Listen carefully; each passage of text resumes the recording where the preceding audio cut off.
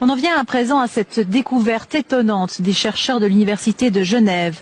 On savait que les abus subis laissaient des séquelles psychiques chez les victimes. On apprend aujourd'hui qu'ils laissent également une trace biologique dans leur ADN, une trace que ces chercheurs sont même parvenus à mesurer. Les explications d'Yvan Elie et Chantal Panatier. Maltraitance, viol, autant de traumatismes qui laissent des traces, et pas seulement psychiques. Certaines de ces victimes consultent en psychiatrie. Elles ont accepté de donner leur sang pour analyse. On est allé chercher s'il y avait en quelque sorte des cicatrices sur l'ADN des événements vécus par ces personnes, qui pouvaient être des abus, de la maltraitance ou des circonstances de vie assez difficiles plutôt dans l'enfance.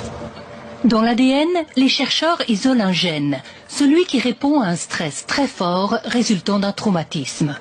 Un traumatisme que les patients décrivent en répondant à un questionnaire. Ce qui est incroyable, c'est qu'au niveau de l'ADN extrait du sang des patients, on a trouvé que proportionnellement à ce qu'ils avaient subi, on trouvait des modifications chimiques de leur ADN. Donc vraiment que cette cicatrice était mesurable.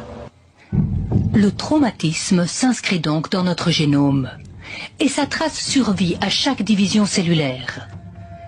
Chez les humains comme chez les souris, elle se transmet jusqu'à 3 générations au moins. Très récemment, on a eu cette situation, grand-mère, mère-fille. La grand-mère a un mari qui avait la fille, et de là est issue une petite fille, donc le produit de l'inceste.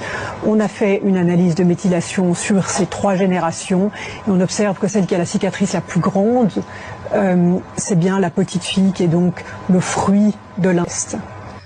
Le gène de la grand-mère, profondément choquée, est moins marqué que celui de la mère qui a subi le viol. Mais la petite fille, qui n'a jamais été violée, porte la plus grande cicatrice.